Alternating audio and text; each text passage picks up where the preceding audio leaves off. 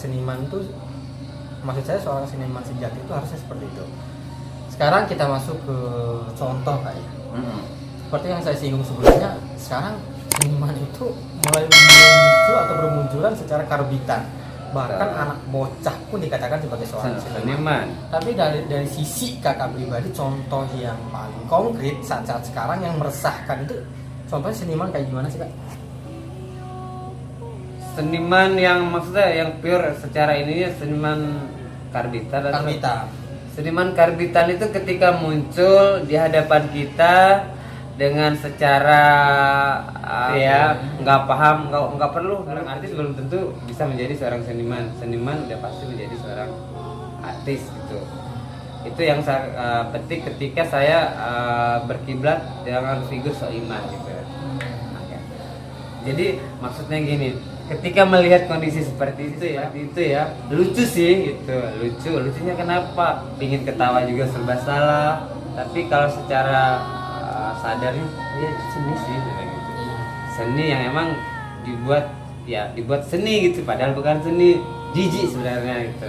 Kadang-kadang memang dia bisa juga menghibur kita. Cuman iya ketika kita jadi orang gila sih mungkin. Tapi sebenarnya apapun itu ya kita seorang yang menghargai seni, kita menghargai, apresiasi. Cuman kadang yang menjadi tanggung jawab kita sebagai yang mau belajar menjadi seniman yang benar-benar menikmati seni itu sebagai Gusti seniman sejati itu, kadang sedihnya ada itu, kadang prihatin juga iya, karena baru udah kita yang modalin ilmu ini segala macam, tiba-tiba di sana ada segerombolan orang yang dongo yang nggak paham itu dan dia menguasainya, terus wah gila ini bos kita, ini coach kita gitu segala macam. Nah, jadi dari segi keselnya itu ada pengen kita hajar dengan cerita omongan keren ya gitu, misalnya keren sih tuh ya, gitu. Tapi jujur mungkin dia tuh kan ketakutan sendiri juga ngeliat dari segi kesanggupan dia. Terus teman, gila bos gua ini semua gitu. Kita ngeliat ya bener sih itu. Dan itu bukan dibuat-buat sih Pak Rahman. Artinya ketika saya melaluinya juga ini dengan sangat ada yang belak-belakan dengan belajar segala macam. Tapi saya harus mengakui diri saya itu emang jiwa dan nilai seni ini ada gitu. Dan semua orang juga pasti tahu, khususnya orang Bima Dumpu. Karena memang saya perjalanan menjadi seorang seniman sejati itu banyak juga yang memang saya loncat sana loncat sini, menggabungkan dunia artis itu banyak lagi cabang-cabangnya, ada yang ini yang itu segala macam. Dan itu secara berkesinambungan dan konsisten dari zamannya saya nggak kenal Jakarta, Kak Ivan itu udah terkenal dunia seni ya. Dari tukang sapu sampai keluarganya presiden, artinya kita coba hajar gitu.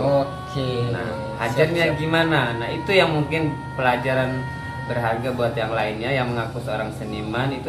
Sebenarnya attitude dari seorang menjadi artis ke seniman itu ada caranya, dari seorang senimannya ada tahapannya, ada syarat-syaratnya, harus bunglonnya seperti apa.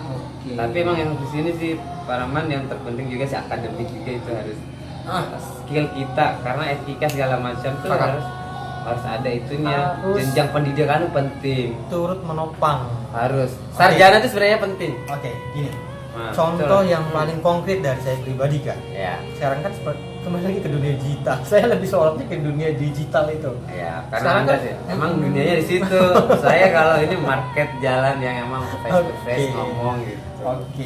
Kita di dunia digital ini bermunculan tuh youtuber, konten-konten yang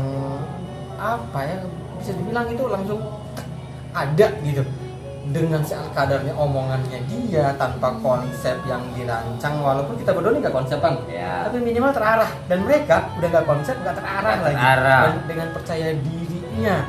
Jadi kadang-kadang kita merasa, yang lebih parah lagi. Saya pernah komen salah satu konten di YouTube yang ada di daerah Dompu, itu mereka buat semacam video sih, film. Lucunya di mana ya, apa drama gitu. Oke, memang kita terkenal dengan omongan-omongan yang cukup tajam. Misal, ketika mau ngatain temen itu langsung aja dia ngomong, pote, isi pahung, tongge bedo. Jadi omongan seperti itu tuh dikatakan sebagai hal yang lazim, lumrah, biasa. Dan itu dipublikasikan di dunia kontennya dia, di filmnya dia ngata-ngatain lawan mainnya itu dengan omongan yang seperti itu.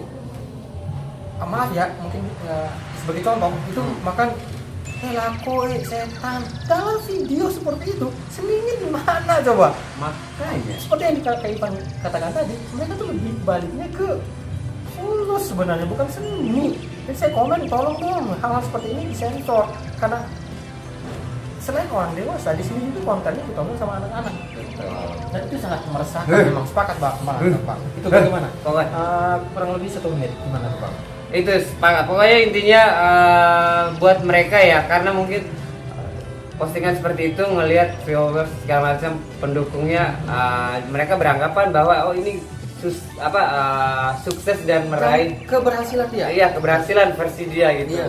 Tapi secara bukannya kita istilahnya iri. Nah, itu seorang seniman tuh bukan melihat dari itunya. Kita harus mengedepankan adat segala macam. Gimana dengan berjalannya apa yang kita suguhkan ini, tontonan atau apa, seninya jalan, menghargai juga proses gimana alam memberikan kita kehidupan, agama juga jalan, menghargai yang tua, yang muda menuakan yang lebih tua, ada nilainya, ada nilainya gitu seharusnya. Iya, jadi setelah tontonan misalkan 8 menit itu lakos setan komnya itu dengan dandanannya itu, mohon maaf ya, dandanannya gitu. Iya. Ini gini. Apa-apa. Itu juga tuh yang mau saya yang dandannya gitu-gitu. Udah begini. Bukan enggak menghargai konsep yang emang menjadi biar cepat naik itu harus berdandan cewek-cewekan itu, bukan masalah itunya. Menjadi seorang transgender juga dalam sebuah adegan juga ada tahapannya juga kali di sini ya. Apapun itu gesturnya, alisnya, ini segala macam, satu kata aja tuh harus ada beberapa gestur badan yang emang harus membuat itu orang merinding melihat dia gitu. Paham. Nah, misalkan dia menjadi minimal semi pelacur kasar ya. Jadi dandanan yang semi itu secara seni itu gimana? Orang yang bagian make up karakter segala pasti paham itu. Itu bukan itu. Intinya di situ ada bedak, ada ini gitu. Gitu. Memang tujuan dia itu sebagai sebuah karakter atau sebagai sebuah peran.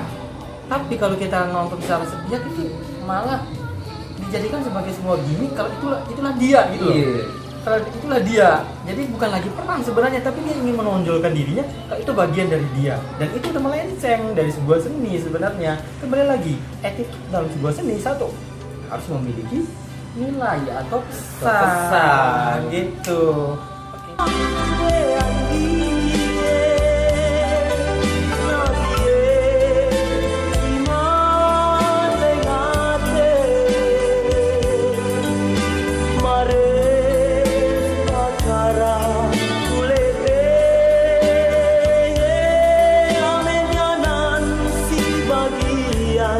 Mana pamala tetrea tadi jangi